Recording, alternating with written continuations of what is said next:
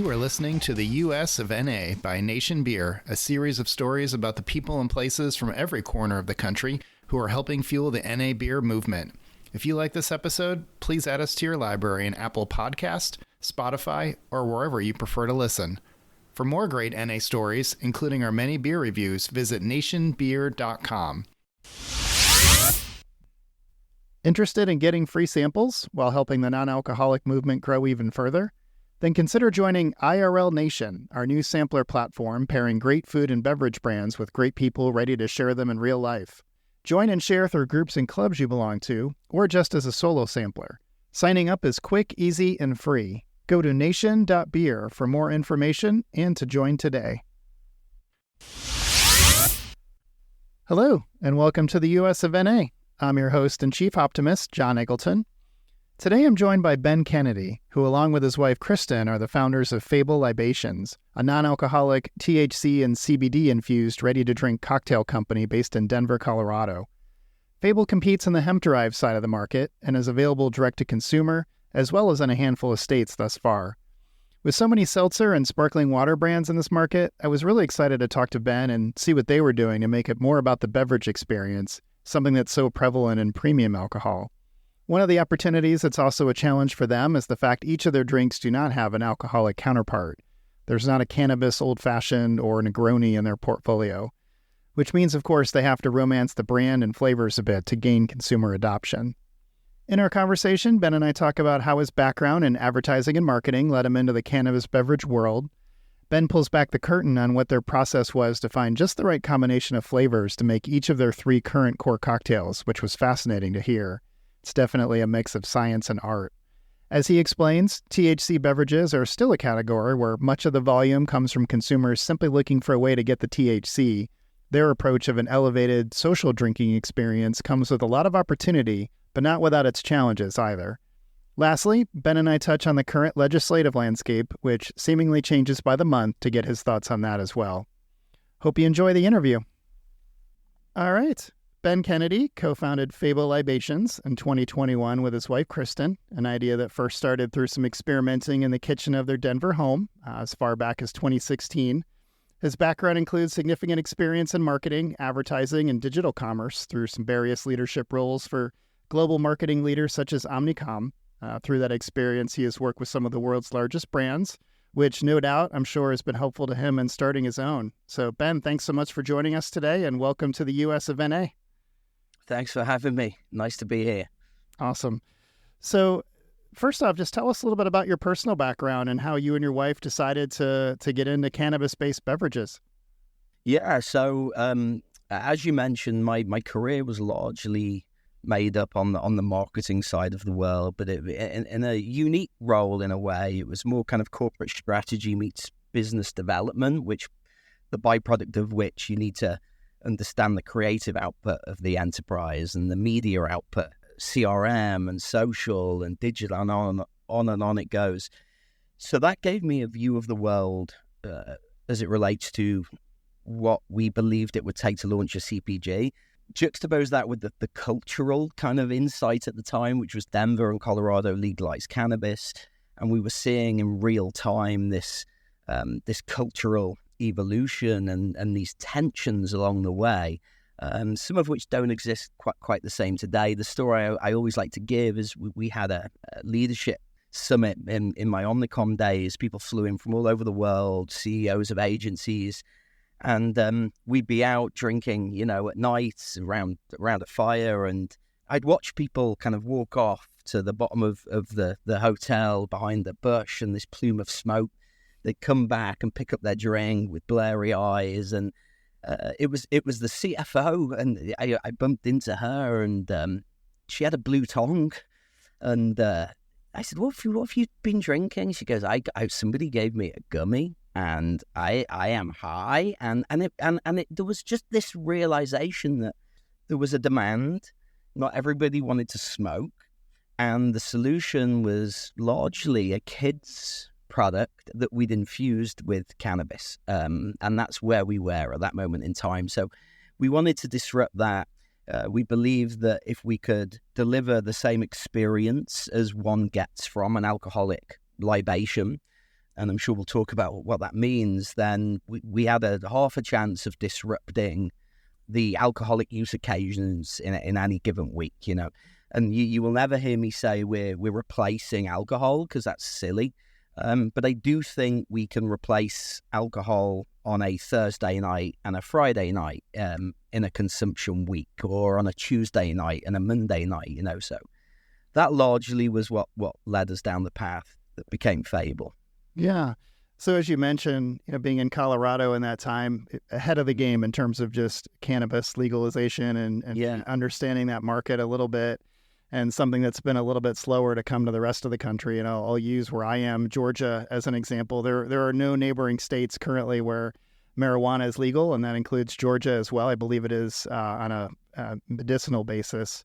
So 2016 was 2 years before the 2018 Farm Bill passed, which obviously opened up the hemp-derived THC beverage space. And it took a few more years, I think, after that for things to really start to take off as they have. So just curious, in 2016, what were, I know part of your story is, the inception for the idea came, around 2016. What were some of those early thoughts, and how did that evolve as certainly the market has evolved since then? Yeah, the reality, John, was we were 8 years too soon, and we knew we were early, but we didn't quite know how early, and the fact that we've been able to survive and thread that needle and continue to build belief along the way with investors is something I'm really proud of. When I think back to that day, so the first thing is we'd never made a beverage before, so we knew we wanted to replicate the characteristics of a fine drink. So what does that mean? You've got viscosity, you've got mouthfeel, you've got bite, you've got burn, you've got all these things that go into a cocktail becoming a cocktail, or a glass of wine or a beer becoming a beer. And we started trying to distill vinegar, because we were so focused on the bite. At a point in time, what are we doing? Set in, and we realized this is silly, and that led us to a flavor house, and then that led us to a product development house. And there's a big distinction between a flavor house and a product development house. One is using flavors that pre-exist in test tubes, and you pick your flavor, you add water, you add sweetener, away you go. Another one is understanding the science of food and how this ingredient reacts with this ingredient to create this effect. One example I can give you is mint and cucumber. You don't necessarily taste the cucumber in Night Flight. You taste the mint. So I've said to the team, why are we bothering with the cucumber? And the mint and the cucumber together create a pickle. Well, some people listening to this will be like, oh, Christ, a pickle. But when we set out to make adult drinks, drinks that people sip, drinks that intentionally were not for kids, that didn't taste like a kid's drink, that God forbid a kid picks up, they're not going to like it. They're not going to like a Night Flight. Just like my daughter hopefully wouldn't enjoy a scotch or a gin and tonic. So all this detail went into creating these drinks.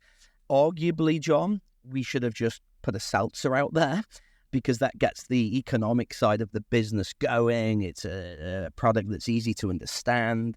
But we didn't. We stayed the course. And back to your question, the biggest hurdle we faced back in 2016, even in 2020, was access to manufacturing that could make this drink.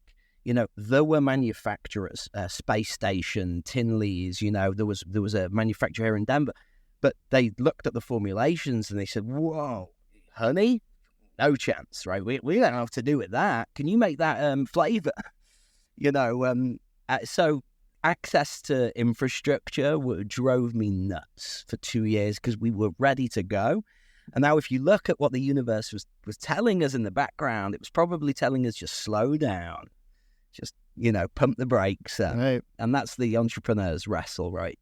Right, for sure. No, that's really interesting. And I would have to imagine just how, with seltzers taking off as they were during that time period, I'm sure that had a lot to do with what investors and manufacturers, partners you were looking at the time wanted to do, just where the market was going. So yeah, it's a good segue to talk about your portfolio a little bit. So you have, you mentioned Night Flight, there's Into the Woods and Best Zest. So as I made my way through your Curiosity Pack, which includes all three of those flavors, it felt to me like each one of those had a little bit of a drinking occasion maybe in mind. So we'd just love to know what was I guess the inspiration behind each of those, and maybe where you guys are looking to go with future flavors. Yeah, so we, and when I hear you say that, it's interesting because we always have to be as critical as we possibly can be on our own brand. And as you introduce the brand, one of the challenges we now face is, what the heck is that, right? What is a Fable Best Zest, and what is a Fable Night Flight? And the honest answer is they're original cocktails, so they aren't margaritas or Moscow mules, or that would be an imitation. So we have to land that as clearly and as articulately as we can. But to your question, we looked at trending flavor profiles. We looked at ingredients that were trending in certain parts of the world and how the US adopted these southeastern flavors as an example. We looked at what flavors historically leaned more male and what flavors historically leaned more female. But this was in 2016-17. I'm not sure we probably approach it quite the same today.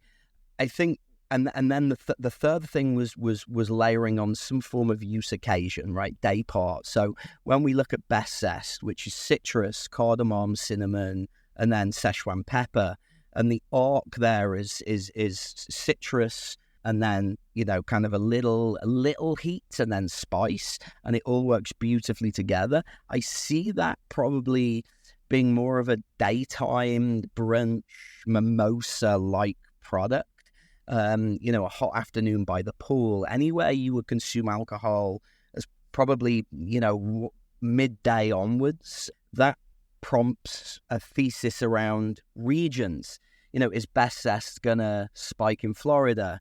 Is Into the Woods, which is more earthy and a little more piney, going to spike on the northeast? So we have a lot of theories out there on day parts, on region, on occasions, like you say. I'd be pulling information out my backside if I tried to convince you we knew any more than that at this stage. Even with 14 months of sales, we're still trying to figure that out. And the challenge, John, is you can only test that. You can only realize a theory if you test it. And there's only so much you can test as the company grows, and that's the pinch we're in. Like, where do we test? What data do we then take forward and rinse and repeat? Into the Woods is the most popular SKU. Stone fruit, rosemary, basil, and that's consumed at evening, it feels like. And then Night Flight appears to be more of a happy hour, early evening kind of drink. It's really interesting. You mentioned these were original cocktail recipes and not trying to replicate something that was already there, which I do think that's a bit of it's a pretty similar struggle, I think, with other providers as well in the NA space, where you have and I've talked to NA bottle shops about this, where people will walk in and, there's the guy who's like, just give me something that tastes like a bourbon. And then there's people that walk in. I think more the younger consumer really doesn't see it that way. They're not trying to replace anything. They're just looking for something that tastes good.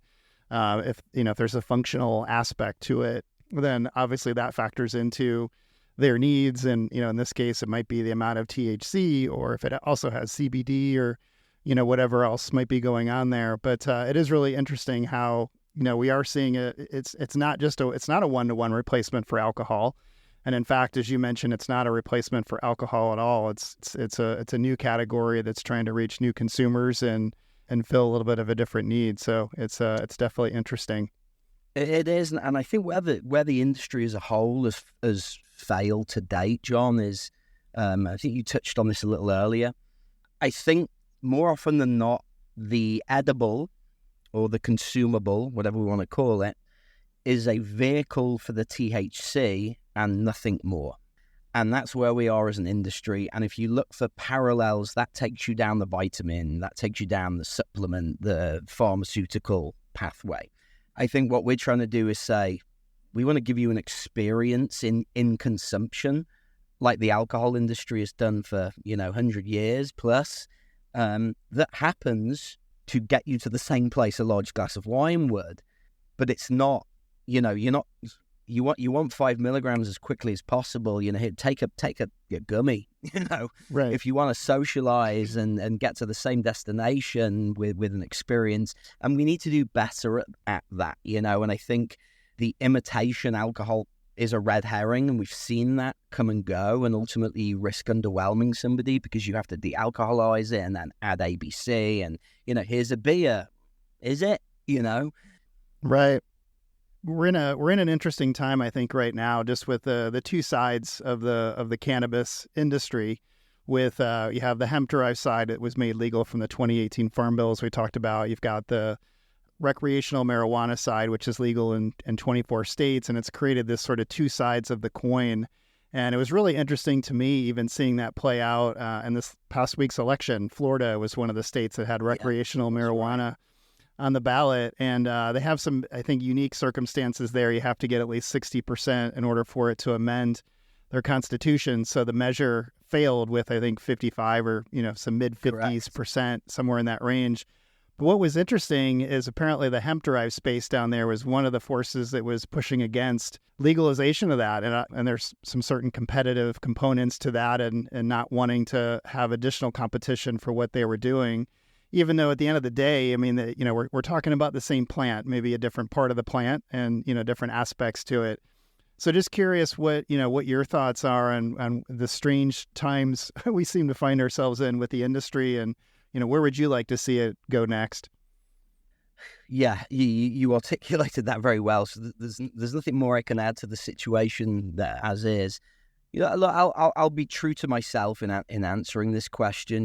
We have over 40 investors that have put their faith and their belief in Kristen, myself, the team, and we're accountable to building an adult beverage business. So how do we do that?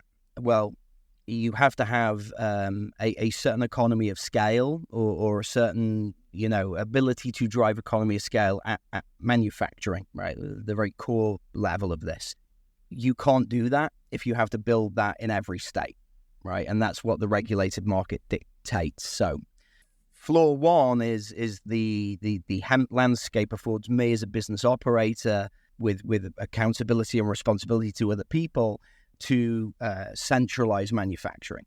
You then move into the consumer expectation side of the world. So we're one of the few companies, there's a handful, that have operated in the regulated market in California.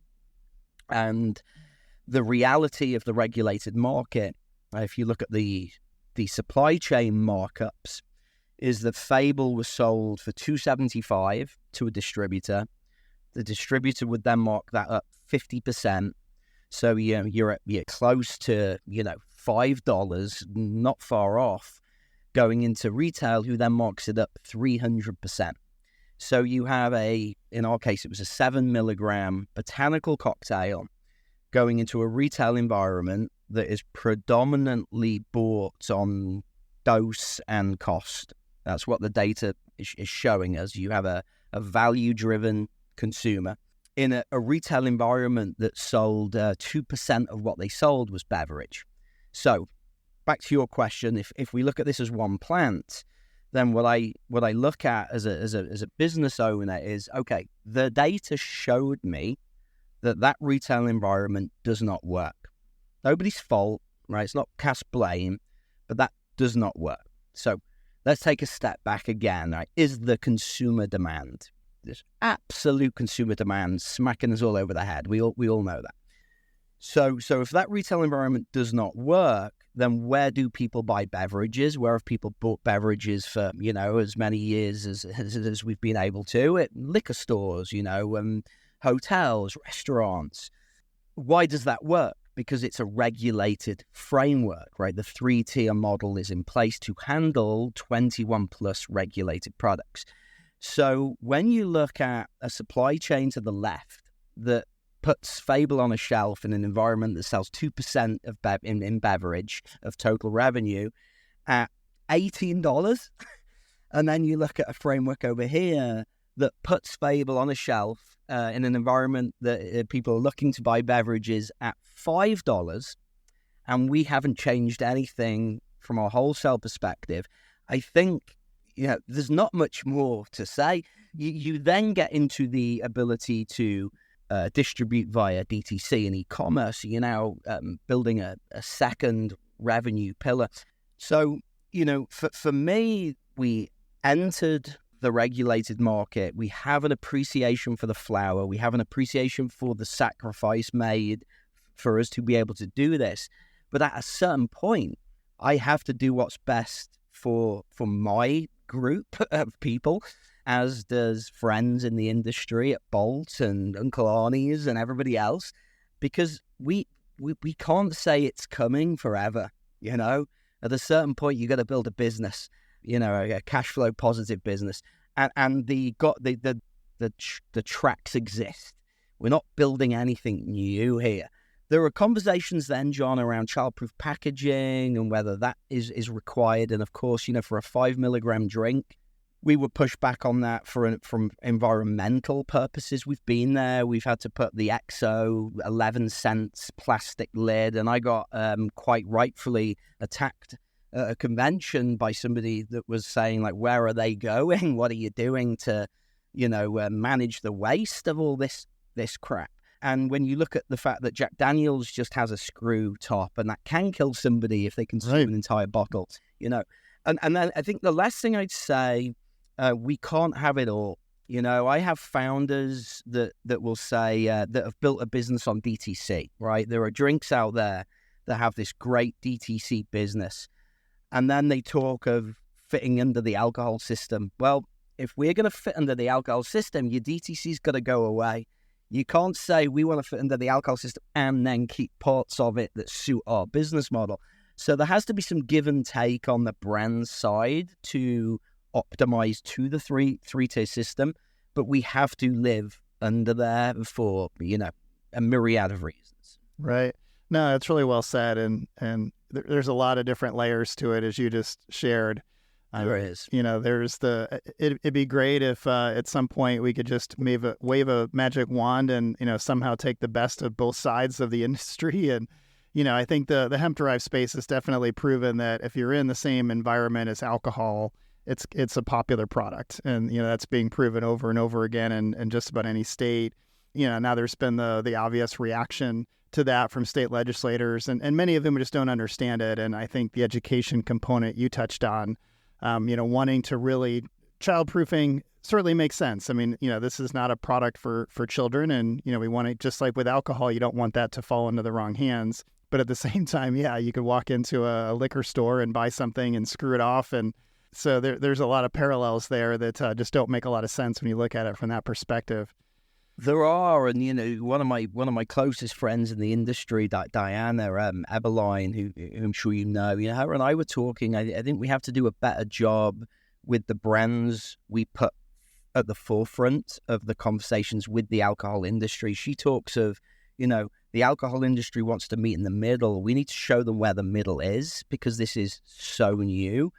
But we're doing that often with brands that are 30 milligrams. And brands that have cartoons of animals on the front of it, and right. I fear that we're always one smart question away from looking a little silly, right, if the right person asks it. And I would rather, the associations put one of our direct competitors forward. Flyers Cocktails, put them forward, because they represent the familiarity and the accessibility more than a soda with 100 milligrams or 25 milligrams, So we've got to do a better job of meeting in the middle and showing the alcohol world where that middle is, to include, being responsible, 21 plus. Certain ingredients are banned that are in these products. It goes on and on. So let's talk about the head-to-head with alcohol a little bit there. So, as we were talking about, the hemp-derived beverage space, they are sold in, the same places that people are buying alcohol. There's more of that head-to-head competition, and that's different than the regulated market typically. I'm just curious, in your travels and when you're talking with retailers or people who are selling these products, there doesn't seem to be a lot of data just yet. I'm sure there's some out there. We haven't been able to get our hands on a lot of really good data on, what sales look like versus alcohol in the places where these are sold. There's a lot of anecdotal. And, if you go down the street and if I ask my specialty beverage store that sells a lot of beer, but now is selling a lot of THC beverages as well, they'll tell you they're selling a lot of it. But, what a lot of it means, I guess we don't really know. So I'm just curious if you're getting any of that insight or feedback from any of your partners as as you're talking with them. Yeah, so I can tell you, I believe, and this does not apply to Fable yet, the leading brands in the space are probably rounding on 20 to 25 million in total revenue this year. I think we have to be really if I'm an investor looking at the space, I think it's very easy to be blind, to be to look at where the puck is today versus where the puck is going, to include percentage of revenue generated DTC versus through traditional alcohol channels and whatnot. But I think there's something that I can't quite get my head around, John, that there is a market out there in predominantly actually your more southern conservative states. So let's take North Carolina as an example, or even Alabama, and there's a real, we're seeing your 20 milligram, blueberry flavor, water, stevia in a can fly off the shelves. Now, what we believe, and this is just an opinion, I have been wrong many, many times before, but what we believe is that in the absence of a regulated environment, the cannabis comfortable consumer is going to the likes of Total Wines, and they are comfortable with the idea of 20 milligrams. And I think the purchase is predominantly, I don't really care what the liquid tastes like. If I understand it, then it's a vehicle for the 20 milligrams. And I could take even 2 or 3 of them, and these people can go 20 to 60. And there's a clear market for that. And my concern is, do we mature the sector beyond that into the kind of curious, the wine drinkers, the skeptical, the folks we need to educate, like that this isn't going to floor you. That's the whole hedge with Fable. If the puck stays where it is, I think we're in a bit of trouble. If we can grow the addressable market, I think we're going to be just fine. You then have the farm bill, as you mentioned, and where does that go? Well, if that goes to a 5 milligram cap, then your 20 milligram brands are obliterated overnight, right? So the valuations today could be X, but that's we're looking at that through the lens of today, not 12 months, 24 months, 3 years down the line. So we're blessed in that our investors are committed to the 5-year plan to reach 40, 35 plus, health conscious, typically professional. They have busy lives. They have kids. By their own admission, they drink too much alcohol. And we're seeing that go all the way up to 60, 65, 35 to 65. We know they're not drinking 20 milligram seltzers. Our suspicion is they're not drinking anything in our sector. And we know that that's a very, very costly endeavor. So that's how we look at the world, John. There's definite momentum at the other end of that spectrum. And it begs the question, if Alabama legalized and put dispensaries on every corner, would that decimate the sales of 20 milligram seltzers on the shelf? It might. It might not. And we don't know as an industry right now. And this conversation bleeds into, brand positioning. I've always said that our consumers getting their head around 5 milligrams of THC. So if we go beyond that and we start putting ABC on top of that, we're giving them even more that they have to educate themselves on and think about. For a different demographic, you can put mushrooms in a can and it will fly because they are more familiar, they're more comfortable. Now, if you put that same product with mushrooms in a bar, it won't sell because people don't like the idea of being outside, being social, being trippy when they have to get home. So when you start looking at, a functional product that you could take at home, it's going to sell well online. You're at home, often buying it. The same product in a bar in Clearwater, whoa, fuck no, whoa, right?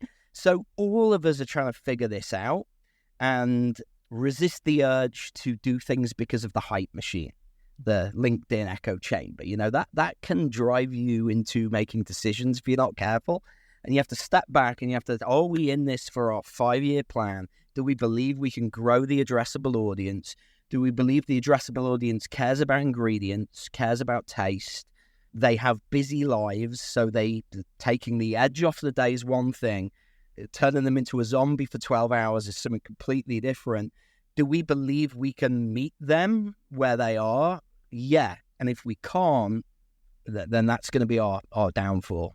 No, that's all really interesting. And it does add a different layer, the dosage side, as you mentioned. I think right now for a lot of consumers, they're focused on the microdose, where you guys are, where a lot of people are in that kind of 3 to 5 milligram range. But, as people get more educated and start to figure out those, when they want to be using it or consuming the product and where, as you mentioned, some people might want to be home on a higher dosage, or certainly if they're getting into the mushroom side of things. But you get into tolerance and things like that, which, is a little bit different than it is in the alcohol space. So a lot of fascinating layers to peel back there. And, as this market grows and more people are exposed to it, it will be interesting.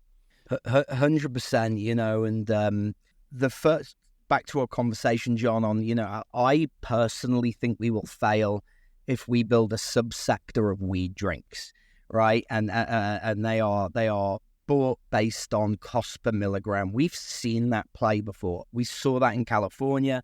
It becomes a race to the bottom. The consumer ultimately ends up paying because you make cheaper and cheaper and cheaper products. And it becomes a liquid vehicle to get high. I think if we start seeing indications of purchasing on a cost per milligram basis in the alcohol world, for me, that's a red flag. And I would remind everybody, when was the last time you bought any alcohol product looking at the alcohol volume as the primary driver, right? I used to do that as a 16-year-old in England with Super Heldenbrauer cider. It didn't end well, but I buy Lagavulin because of the craft of Lagavulin. We love Sauvignon Blanc because we love, I don't know where this comes from, but if we pull that habit into the addressable market, we're failed, I believe. No, it's a great point. And yeah, for me, it was probably Molson Ice when I was in college, where it was just a more efficient way to get, I could buy one of those versus 2 of another beer. And, I didn't have a lot of dollars in my pocket, so I had to make that stretch as far as I could. The days where you could get paralytic on 2 cans. Yeah. But no, you're absolutely right. And I think if you look at the entirely non-alcoholic, without THC world, they're struggling with that as well, where a lot of consumers are like, well, why should I pay this much for a beer when there's no alcohol? There's nothing in it. And kind of getting around that and, trying to just, I guess, reprogram people to not really think of it that way. Because you're right. They've not looked at alcohol that way. I don't expect to pay 3 times the amount for a triple IPA if I walk into a brewery as I would a regular IPA. It doesn't work that way. And so it shouldn't work that way in this space or in the NA side, period. And it's interesting you bring that up. If I may for a second, a big creative agency under Omnicom, TBWA Shy at Day, and they've built their entire creative output on understanding conventions, tensions, and disruptions, right? And if you look at the non-alcoholic, if you look at the adult beverage market today, and this is in our investor deck, we believe that the convention today is non-alcoholic more and more, right? We're seeing that. The tension is that because primarily, I believe, because of this, the cell phone, I really do, we're more tensious, we're more anxious as a society than we've ever been. Information overload 24 hours a day. So we need to take the edge off of our days, maybe even more than we've ever been able to. So when you look at the convention of non-alc, but then the tension of take the edge off the day, then the disruption in our case is Fable. Not to say that requires a lot of education, but that's something that I keep really close. I have friends that always throw in, we need a got milk for the cannabis industry. And, applying the same methodology, Got Milk, they went around the table 10 times on, is it better for your bones? Is it cows in green fields? All the conventions that we're used to with milk. The tension came from the intern in the room. She said, well, last night, it was so annoying.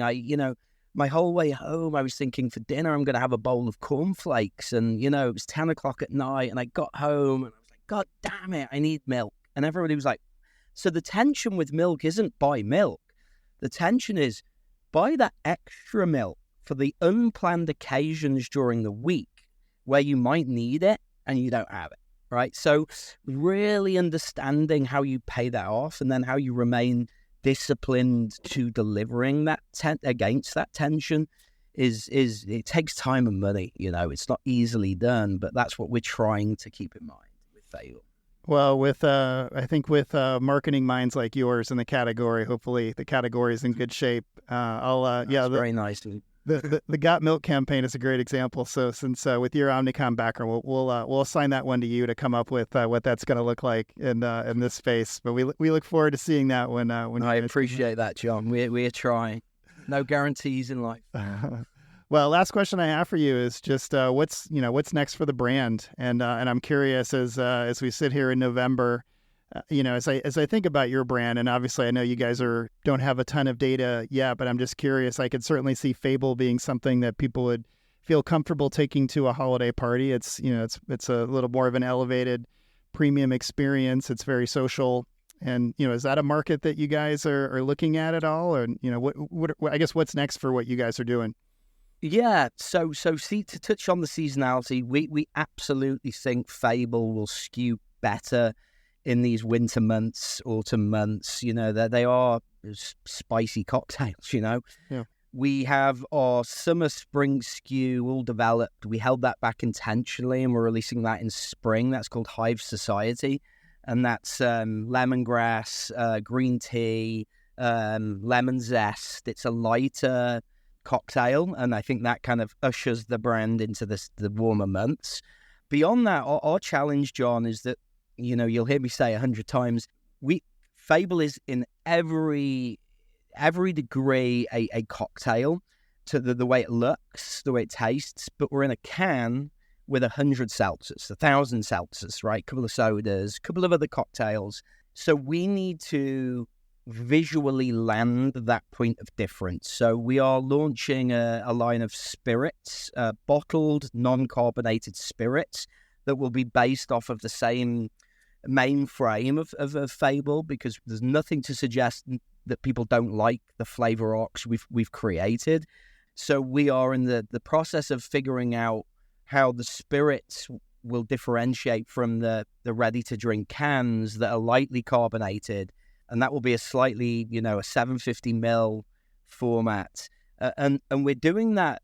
We believe in the product in that format, John, but we're doing that more so to reinforce the brand equity around that use occasion and where we want to go versus seltzer. And we have to do that because we've ended up in a can. But you end up in a can on the regulated side of the business. Remember those markups. If you go from a 28 cents can to a $2 bottle and then the 300%, you end up with a $20 Fable in a dispensary. So it was economics that put us in a can. And now under the 3-tier system, we feel we can spread our wings and go back into the original bottle as well. So that's what the next 12 months looks like. Yeah, and just continue to fail forward and learn as fast as we can without shooting ourselves in the foot. The biggest danger, as I say, is the FOMO, and I'll give you one quick example. I was told 6 months ago, don't go into California, and you sit back and you watch this brand and this brand, and, we're selling 18 pallets, and you get investors asking questions, and, we've been told stay out. I have friends, sadly, now that have embargoed stock. Some of them can't afford to sit on embargoed stock because the market turned on a dime. So right. Considered expansion and mitigating risk and dealing as best you can with certainty. As Tennessee may not be the biggest state in the union, but they have a clear view as to what they want this pathway to look like as to Florida. So that's where we'll continue to invest our growth dollars. Yeah. Well, hopefully there'll be some more certainty at some point. We don't know when that will come, but you're right. I guess at a state-by-state level, at least the individual states seem to be showing their colors, or where they sit on the issue, whether they are in support of it or whether they're trying to take steps to restrict it, and somewhere in kind of this halfway space, which we might be in for a while. But we'll see how it all plays out.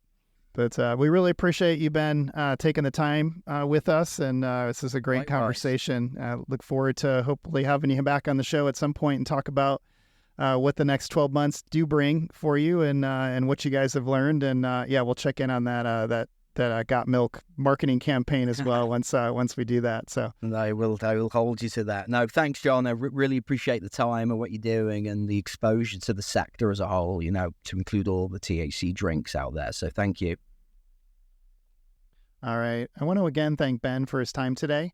Really interesting insights he shared, especially around the science behind the drinks and how specific flavors might interact and complement each other.